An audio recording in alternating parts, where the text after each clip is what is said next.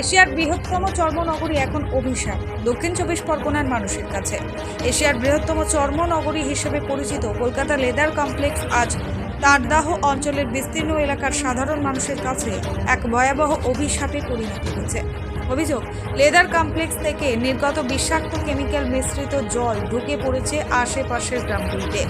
এর জেরে একের পর এক মারা যাচ্ছে গবাদি পশু, গরু, ছাগল, হাঁস, মুরগি, এমনকি শিশু বাচ্চাও। চরম বিপাকে পড়েছেন কয়েক হাজার গ্রামবাসী। কেমিক্যাল মিশ্রিত জল জমি নষ্ট হচ্ছে চাষের জমি, দূষিত হয়ে পড়েছে পুকুর নালা। আতঙ্কের মধ্যে দিন কাটাচ্ছেন এলাকার মানুষ। তাদের দাবি, প্রশাসনের নিষ্ক্রিয়তার জেরেই এই ভয়াবহ পরিস্থিতি তৈরি হয়েছে। খবর পেয়ে ঘটনাস্থলে পৌঁছান ক্যানিং পূর্বের বিধায়ক শওকত মোল্লা।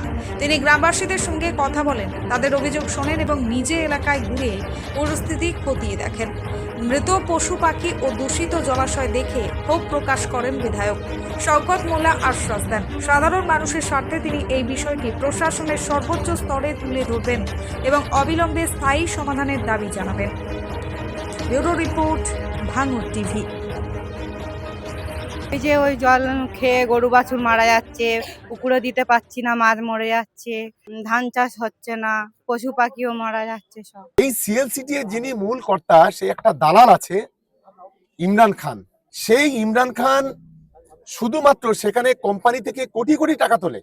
আমাদের গ্রামবাসীদের উদ্দেশ্য, জলগুলো কি অবস্থা, এই জলের জন্য জমি ফসলগুলো নষ্ট হচ্ছে, প্রায় পশু পাখিগুলো ওদেরও মানে এই জল খাচ্ছে, খেয়ে মানে পশু পাখিগুলোও মারা যাচ্ছে, বা এই জলের গন্ধে মানুষেরও গন্ধে মানে অসুখ বিসুখ মানে ছাড়ছে না। প্লাস আমাদের এই খালের জলগুলো মানে বন্ধ করতে হবে। এই জল কমপ্লেক্সের মানে এর থেকে আসছে, এটা চামড়ারই জল, সব চামড়ারই নোংরা দূষিত জল।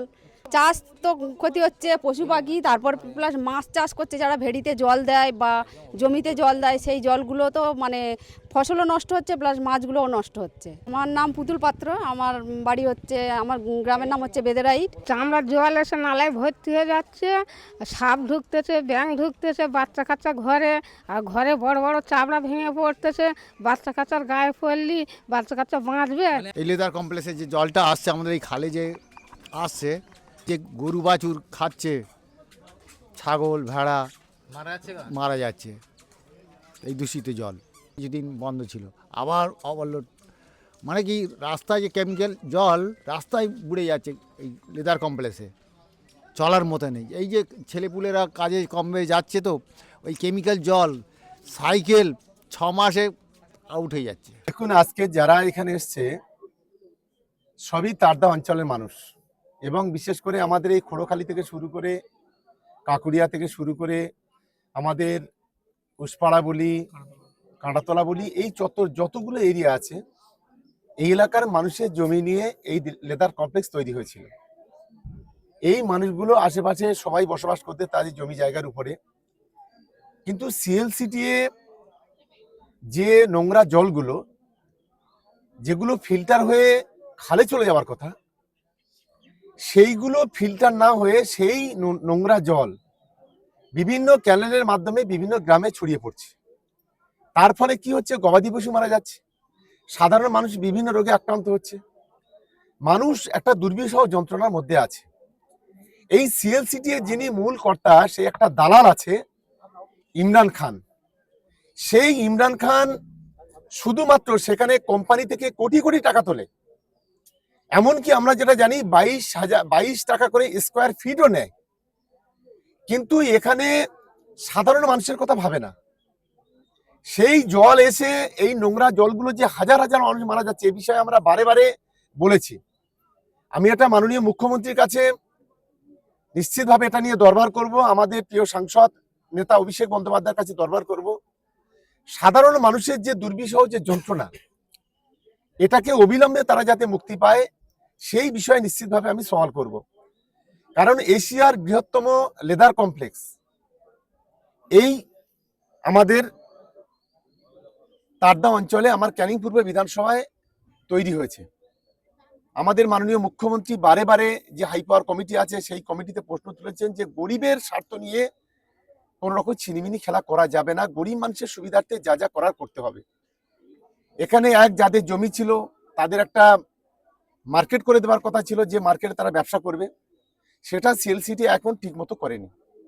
2, এখানে বিভিন্ন যে নোংরা জলগুলো আসছে তার যে ক্যানেলগুলো সংস্কার বা সেই জলগুলো ফিল্টারের মাধ্যমে ক্যানেলে মানে ভাঙড় ক্যানেলে ফেলে দেওয়া, বাইপাস ক্যানেলে ফেলে দেওয়া, তার কোনো এখনো পর্যন্ত ব্যবস্থা হয়নি, যার কারণে আজকে সাধারণ মানুষের আমাদের সম্মুখীন হতে হচ্ছে।